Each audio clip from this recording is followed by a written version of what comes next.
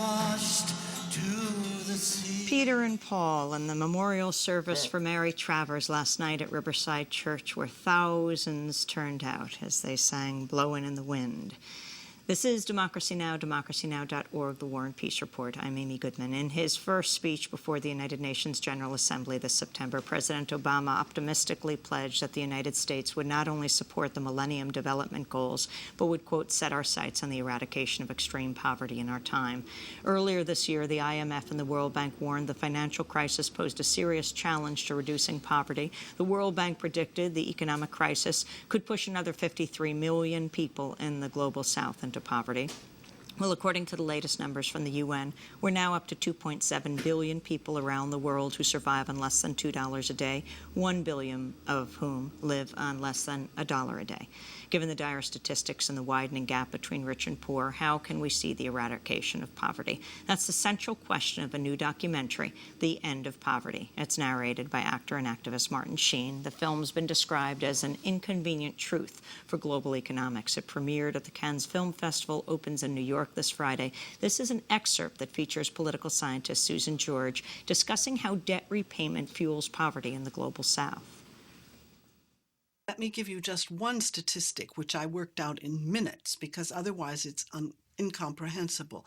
Sub-Saharan Africa, which is the poorest part of the world, is paying $25,000 every minute to northern creditors. Well, you could build a lot of schools, a lot of hospitals, you could make a lot of job creation if you were using $25,000 a minute differently from debt repayment. So there's this drain, and I think people don't understand that it is actually the South that is financing the North. If you look at the flows of money from north to south and then from south to north, what you find is that the South is financing the North to the tune of about $200 billion every year.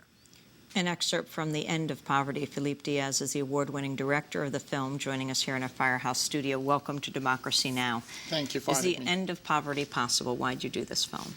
Well, I think it was for two reasons. The first one was to explain that we are in a very dramatic situation today.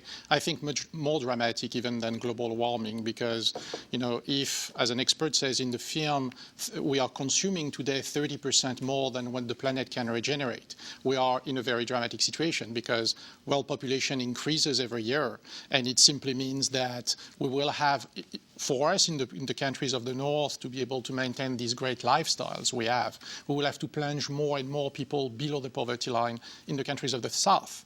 Unless, as the same expert says, we can find 6 more planets with the same resources, because if everybody in the world was living like we live in America, we would need 6 planets to have everybody, happy and have the same lifestyle. I mean, to give a sense of the severity of the situation, every 3.6 seconds, another person dies of starvation in the world. That's every correct. 3.6 seconds. Yes, absolutely. And that's what we want to show, is that, I think that, as Milan Kutari, also another expert, says in the film, the economic system that we chose leads to the sacrifice of some people.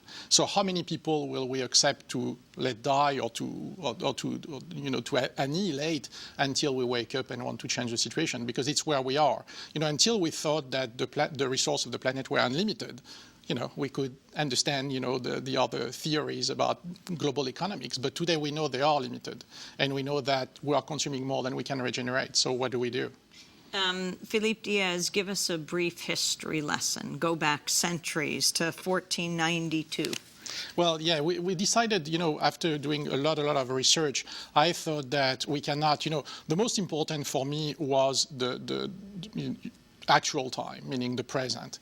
And someone like John Perkins, that you will see later, explained clearly, in the film, and he is, for me, the keynote speaker of the film, how we do that actually, meaning how we create this fake debt for third world country, or we force country to privatize, et cetera, et cetera. But I think I thought that if we don't go back in the past, we don't understand, how this thing happened. It's not that one day we woke up and say, oh, we'll go take the resource of the South and to create a great lifestyle. It started a long time ago ago when, Europe decided brutally to expand. And, it was the conquistador time in South America after it was the French and the British and the Dutch, of course, who went to Indonesia and to Africa. And we took all the resources from these countries. The first resource that we took was the land. And you take land away from people, it clears that you create a slave. Because if the person can't, grow its own food, it means that he has to sell his workforce to survive. And that's the number one resource we take. After we take all the other resources, water, timber, mineral, everything.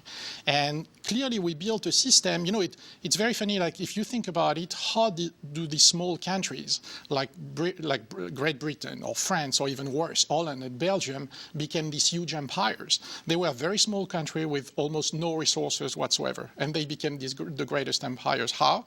Well, by taking by force, of course, all the resources from the south, creating therefore huge workforce. Of course, the slaves that we use more and more, bringing even slaves from Africa.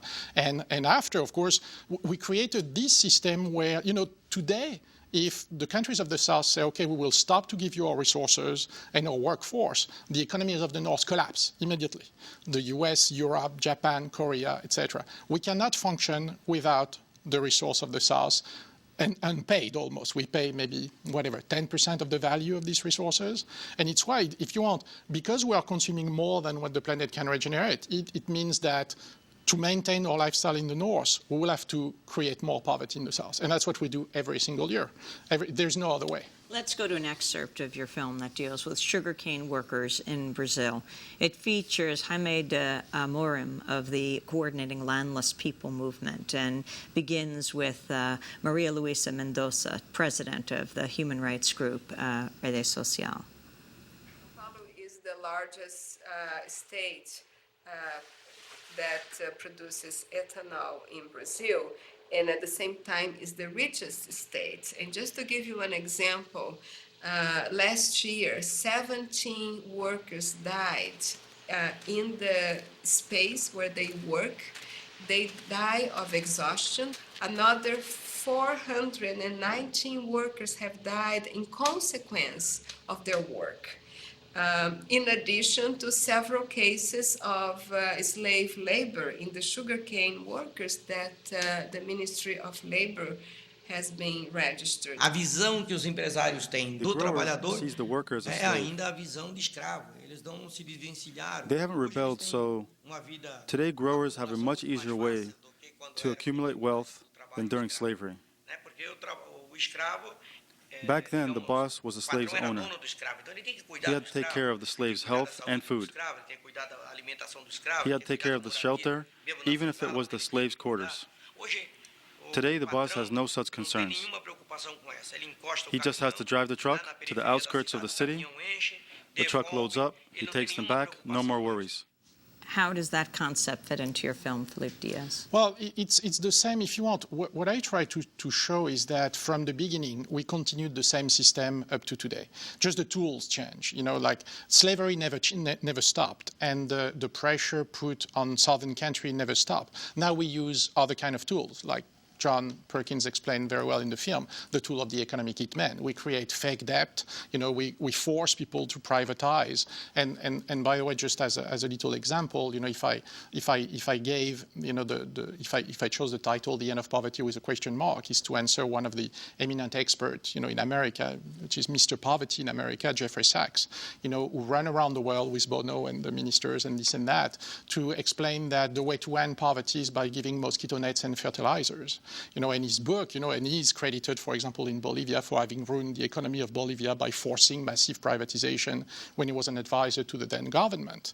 And if you look at what's going on, the most important part is that in his book called The End of Poverty, he goes back to the Bolivian experience and says, well, it's after all this time, I can go back to the Bolivian experience and see what was really wrong. And I thought, maybe he'll acknowledge that was a mistake, they should never have privatized, etc. He said, no, the real problem with Bolivia is altitude.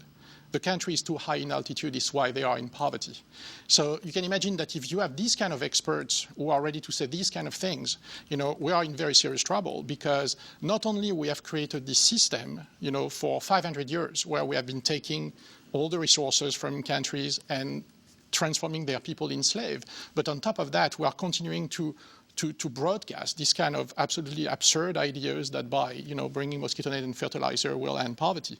And of course, as we know, this system has been built forever, and just the tool change. Now we are not taking the land and the resources by way of the gun. We are taking the resources by way of debt, privatization, and other economic hitmen who go there, and buy, bribe, or have the president killed, as John explained very clearly.